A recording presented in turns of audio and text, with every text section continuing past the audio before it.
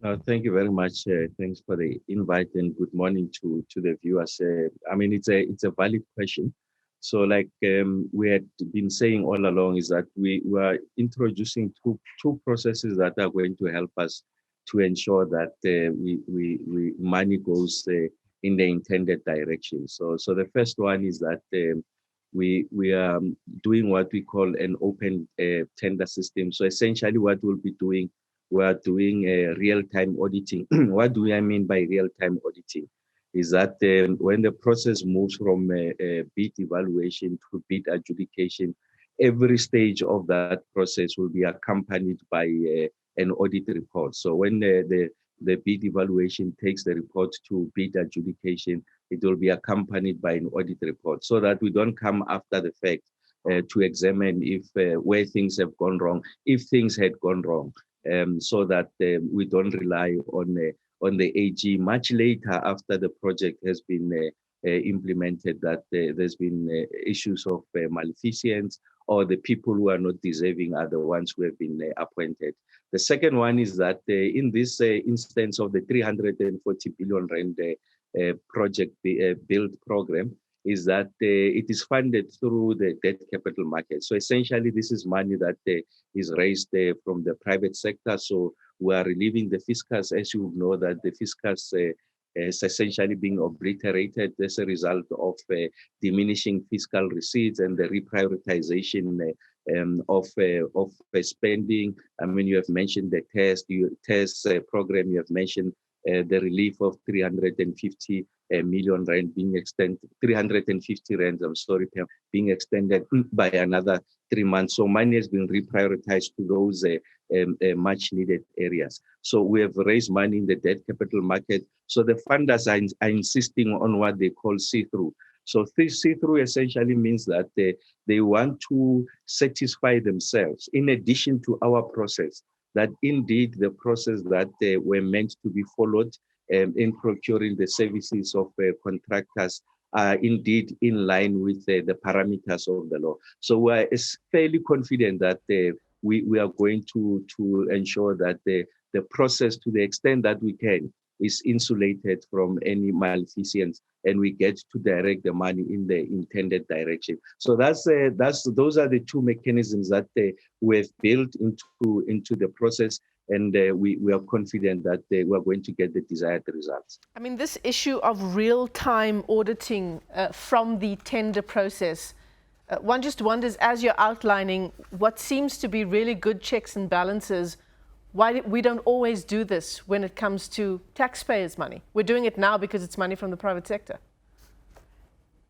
No. So we're introducing, if you like, Michelle, it's we're going to make it a new normal going forward. So I'm sure it's something that is going to be embedded in the state. You learn from the mistakes. So we have seen that what is unfolded in other areas. So we always on the lookout on areas of improvement. And this is how we are going to improve the exercise going forward. And we'll carry it through also into processes that involve taxpayers' money. So we're introducing this as best practice. We think that it will work. Obviously, the concern there is the potential delays, but in the manner in which we are factoring it into the process, we're going to ensure that we don't elongate the process unnecessarily. But even if there were to be a delays of a few weeks, we think that is a penalty that we are prepared to pay, as opposed to coming much later and find that the billions of monies have been misdirected. So if you like, this is a testing ground. If you like, it's a laboratory. We are experimenting on how these things going to work.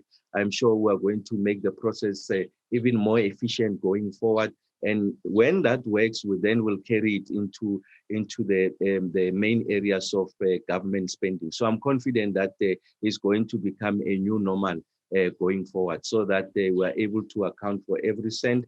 We're able to appoint people who are deserving. We're able to ensure that there's value for money. We're able to ensure that the assets that are delivered at the right quality.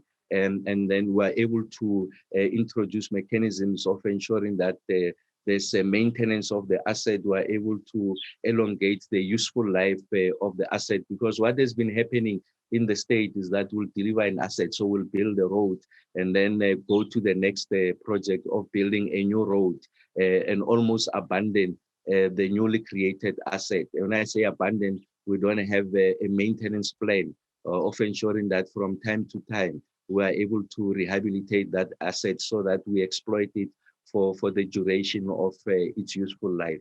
And you find that much later, the replacement costs are exponentially higher than the replacement cost, if you like. So we need to also pay greater attention on maintenance. So essentially, we are introducing a new regime on how we are going to, one, build the asset, procure the asset, ensure that we build it to the right quality, right standard, within the right timeline, within budget, and also ensure that there's a better maintenance of the asset so that we get the best out of the asset.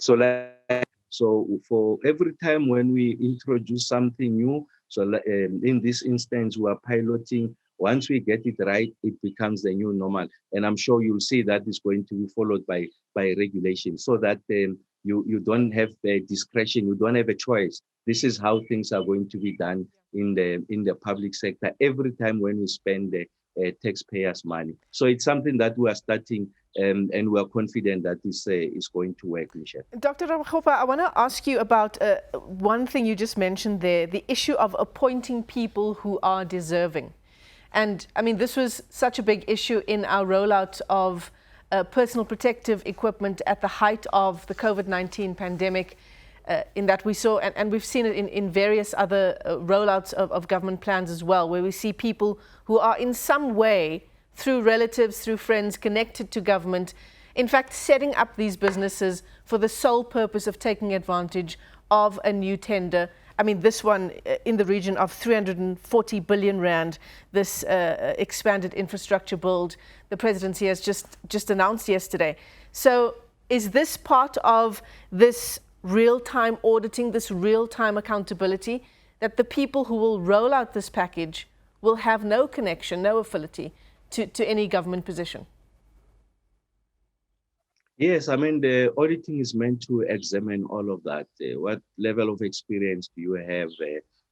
Do you have evidence to support that level of experience? Do you have the right skills in your entity to discharge of the work that is before us? But remember that part of the work that involves the infrastructure rollout is the need to transform. So transformation is non-negotiable. So you are not going to introduce penalties that are going to undermine the degree to which you are able to advance transformation. So we are going to accept that in certain of these sectors, people might not have experience at the right levels because they were not given the necessary opportunities before. So people must start somewhere. So it is important that in the process, you are able to embed the degree of transformation and an acknowledgement that people might not have had an opportunity previously to participate in projects of this large scale. So we are going to ensure that the mechanism, the instruments that we use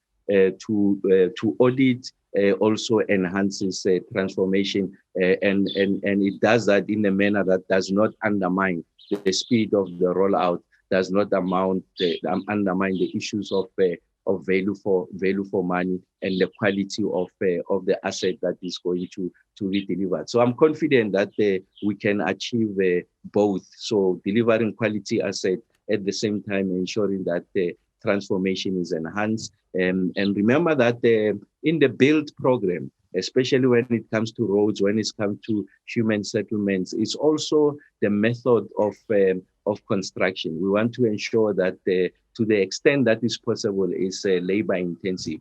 Of course, we are all aware about the devastation of COVID, what it has done to employment in this country. So you need to introduce innovative construction methods that are able to, if you like, absorb as many people as possible into this program. So remember, it's about job creation, it's about transformation, and it's about the delivery of quality assets. So we'll make sure that it satisfies all those requirements. So auditing also involves how much Are we advancing transformation? What is the proposed method of construction that enables us to ensure that we're able to employ as many people as possible? So it's going to carry all of those elements. And like I say, Michelle, once we get it right, we get to perfect it.